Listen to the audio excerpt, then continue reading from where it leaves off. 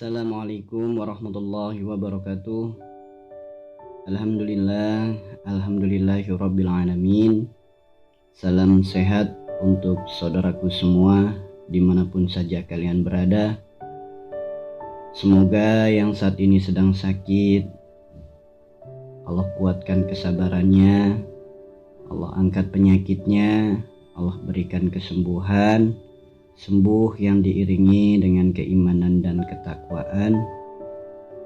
Dan kembali saya mengingatkan bagi teman-teman yang belum sholat, silakan untuk melaksanakan sholat terlebih dahulu sebelum melanjut video ini. Di video kali ini saya sedikit akan berbagi tips cara mendiagnosa apa sih penyebab penyakit yang ada dalam diri kita. Hal-hal seperti apa sih yang menjadikan penyebab sakitnya kita? Satu hal saudaraku, pada hakikatnya sakit itu semua datangnya dari Allah. Penyebabnya adalah diri kita. Jangan pernah ada prasangka kepada siapapun, jangan pernah prasangka kepada apapun yang seakan-akan penyebab sakit kita dikarenakan karena sesuatu yang di luar daripada diri kita. Karena terkadang dengan adanya persangka inilah penyakit semakin sulit sembuhnya, penyakit kita semakin parah. Udah mah sakit yang gak kunjung sembuh, ditambah lagi penyakit hati. Sebagaimana sabda Rasulullah, jika segumpal daging itu baik, maka semuanya pun akan ikut baik. Dan jika segumpal daging itu buruk, semuanya pun akan ikut buruk. Segumpal daging itu hati, maka terus senantiasa jaga hati kita dari prasangka-prasangka yang tidak baik. Justru dengan adanya sakit kita harus bersyukur, karena sakit adalah bentuk hadiah dari Allah. Cara Allah menegur kita supaya kita lebih dekat lagi dengannya, supaya kita segera memohon ampun kepadanya. Jangan pernah ada prasangka yang masih sering terjadi di kalangan masyarakat kita. Bahkan saya masih sering mendengar orang sering berprasangka sakitnya si A gara-gara perbuatan si B, gara-gara perbuatan si Anu, gara-gara perbuatan si itu. Atau ada juga yang berprasangka sakitnya gara-gara makan sesuatu, sakitnya gara-gara makan ini, gara-gara makan itu. Ya, contoh ada orang sampai takut banget makan daging kambing karena menganggap dengan makan daging kambing darah tingginya kumat. Ada juga yang takut makan gorengan karena gara-gara makan gorengan kolesterolnya jadi naik. Nah, ini hal yang kurang tepat pastinya. Banyak orang di luar sana yang memakan daging kambing pecinta sate, toh mereka darahnya nggak tinggi. Banyak juga para pecinta gorengan, kolesterolnya juga nggak tinggi. Berarti penyakit itu datangnya nggak sepenuhnya dari di luar diri kita. Penyakit itu sebabnya semua dikarenakan karena diri kita sendiri. Nah, yang mengobati siapa? Tentu yang mengobati diri kita sendiri. Kita sibuk nyari obat tapi kita nggak sibuk memperbaiki diri, ya mustahil penyakit itu bisa sembuh. Boleh jadi sembuhnya adalah istidroj, itu malah jauh lebih bahaya penyakitnya. Nah, nih saya ada tips. Nah, ini menjadi alat diagnosa kami ketika ada pasien-pasien yang datang ke tempat kami. Saya sering melakukan diagnosa seperti ini, dan saya mendapatkan ilmu ini tentu dari guru saya. Semoga Allah tambahkan kemuliaan untuk beliau. Tubuh manusia itu terbagi menjadi dua. Batasnya adalah leher. Leher ke atas itu kami sebut dengan area dunia. Leher ke bawah itu kami sebut dengan area akhirat. Kemudian dibagi lagi menjadi dua, sebelah kanan dan sebelah kiri. Sebelah kanan yaitu hablum minan nas, dan sebelah kiri yaitu hablum minallah. Nah, dari 4 area ini pembagian ini adalah cara diagnosa yang paling mudah untuk kita. Tentu mari sama-sama kita koreksi diri kita. Nah, apa sih maksud daripada 4 wilayah ini, 4 bagian ini? Leher ke atas dunia tentu sakit yang dikarenakan karena urusan-urusan atau perkara-perkara dunia yang menjadikan lalai ibadah kita. Nah, sakit yang dikarenakan karena leher ke bawah yang di area-area akhirat ini tentu sakit yang berkaitan dengan perkara ibadah. Kemudian sebelah kanan hablum minanas tentu yang dikarenakan karena hubungan kita dengan orang-orang terdekat, hubungan kita dengan sesuatu yang ada di luar diri kita. Nah, dengan alam, dengan binatang dan lain sebagainya. Meskipun sebutannya hablum minanas, tapi ini adalah simbol, ini hubungan kita dengan makhluk yang ada di sekitar kita. Kemudian di sebelah kiri itu disebutnya area hablum minallah, tentu sesuatu yang berhubungan dengan Allah. Maka dari diagnosa ini sudah bisa kita simpulkan bahwasanya sakitnya itu dikarenakan karena perbuatan-perbuatan tertentu. Saya ambil contoh sakit yang ada di area dunia. Area dunia itu dari leher ke atas. Katakanlah sakit kepala atau vertigo. Nah, apa sih penyebab sakit vertigo itu? Vertigo itu area kepala, tentu area dunia. Nah, dunianya banyak masalah. Gitu.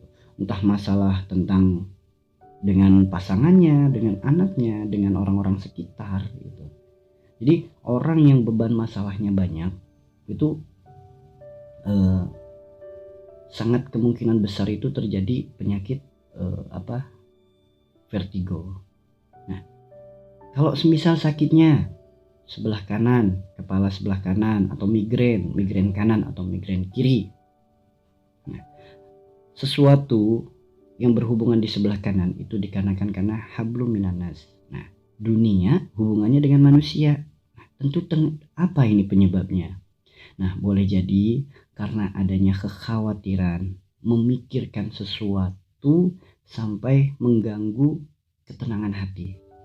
Khawatir, cemas akan kondisi anak. Khawatir, cemas akan kondisi seseorang.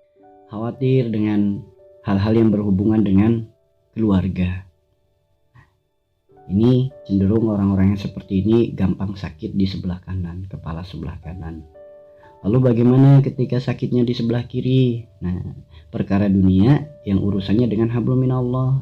Nah, orang-orang yang sakit kepala di sebelah kiri itu kebanyakan dikarenakan karena kekhawatiran, kecemasan, kewaswasan akan sebuah rezeki. Pusing, bingung, cemas, besok mau makan apa, bagaimana cara melunasi hutangnya, atau kebutuhan apa, atau tagihan apa. Nah, ini orang-orang yang sering khawatir, sering cemas akan rezeki dari Allah. Nah, orang-orang ini cenderung akan mudah terkena sakit kepala sebelah kiri. Kemudian untuk area akhirat itu area di bawah leher ke bawah itu disebutnya area akhirat. Sebelah kanan tadi hablum minanas, sebelah kiri hablum minallah. Sambil contoh yang paling gampang, orang yang sakit dari leher ke bawah, katakanlah stroke. Orang yang stroke di sebelah kanan, kaki dan tangannya itu sulit untuk digerakkan sebelah kanan, bahkan sudah ada yang sampai lumpuh. Nah, apa penyebabnya? Ayo sama-sama kita koreksi, kita renungkan. Perkara akhirat yang hubungannya dengan manusia, yang hubungannya dengan orang-orang sekitar kita. Boleh jadi ada perkara silaturahim yang sudah kita putus. Boleh jadi karena kita mengambil hak orang lain. Boleh jadi karena kita menyakiti perasaan atau hati orang lain. Nah, ini perkara silaturahim ini coba kita koreksi. Hubungan kita dengan orang-orang terdekat kita, apakah ada sebuah masalah? Pertama dengan pasangan, kedua dengan anak keluarga, ketiga dengan orang tua ataupun mertua, saudara, tetangga. Nah, ayo koreksi ini, perbaiki ini secepat mungkin, sesegera mungkin. Bila stroke-nya terjadi di sebelah kiri, tangan dan kaki kirinya udah nggak bisa digerakin, nggak bisa dipakai untuk aktivitas sebagaimana manusia normal pada umumnya. Nah, perkara akhirat yang hubungannya dengan Allah, ini sesuatu yang bisa dikatakan kategori stroke yang parah. Karena penyebabnya kebanyakan adalah perkara akhirat yang berhubungan dengan Allah itu dengan melakukan dosa-dosa besar seperti kemusyrikan, kemaksiatan, seperti kemunafikan. Nih, coba kita koreksi, ada nggak hal-hal kemusyrikan yang pernah kita lakukan atau mungkin masih dilakukan? Kemaksiatan mungkin sering dilakukan dengan pandangannya, dengan perbuatannya, atau mungkin dengan perkara-perkara kemunafikan. Kemunafikan itu orang yang sudah paham, orang yang sudah tahu akan aturan dalam agamanya namun sering melanggar. Nah, biasanya Allah tegur sakit-sakit di sebelah kiri. Maka mari saudaraku, dengan alat diagnosa ini, metode diagnosa ini itu bukan dipakai untuk kita menerka-nerka sakitnya orang, tapi justru ini kita tarik ke dalam diri kita. Ketika kita sakit di sebelah kanan, oh iya, ternyata sakitku karena hubunganku dengan orang-orang terdekat. Kita koreksi, segeralah minta maaf, segeralah perbaiki. Oh iya, sebelah kiri ternyata hubungannya dengan Allah, segeralah minta maaf, segeralah bertobat, segeralah mendekat. Maka mari sama-sama kita perbaiki hubungan kita dengan Allah, perbaiki hubungan kita dengan orang-orang terdekat kita. Diimbangi terus perkara doa, perkara ikhtiar. Insya Allah pintu kesembuhan dari Allah itu sangatlah luas. Selagi kita meminta dan memohonnya kepadanya, kita berikhtiarnya, bertawakalnya kepadanya. Ya, lakukan ikhtiar terbaik. Pilihlah ikhtiar-ikhtiar yang senantiasa berpegang teguh pada Al-Quran dan Sunnah. Hindari, jauhi ikhtiar-ikhtiar yang justru bisa mendatangkan kemusyrikan. Karena itu bukan asbab kesembuhan dirimu, bukan asbab kesembuhan diri kita, tapi itu justru malah asbab sebuah malapetaka. Ya, maka mari saudaraku, teruslah perbanyak istighfar, perbanyak mohon ampunan. Mungkin yang saat ini sakitnya sampai berbaring gak bisa apa-apa, bersyukurlah. Perbanyaklah di waktu berbaring itu untuk berzikir mengingat Allah, bersolawat kepada kekasihnya. Insya Allah sakit inilah yang senantiasa sakit menjadi asbab bertambah dekatnya kita kepada Allah. Hilangkan rasa keluh kesah, sabar dan mohonkan agar dikuatkan kesabarannya. Semoga sakit ini menjadi asbab jalan kemudahan, jalan kebahagiaan untuk kita semua di akhirat. Ya. Ikhlas, rela, ridho dalam menjalaninya, maka bernilai ibadah. Maka mari saudaraku, perbaiki semuanya, maafkan semuanya, insya Allah sembuhmu dekat. Insya Allah sembuhmu datang. Ya, jangan pernah putus semangat, teruslah mendekat kepada Allah. Allah yang maha tak terbatas, maka jangan batasi diri kita dengannya. Sekian, wassalamualaikum warahmatullahi wabarakatuh.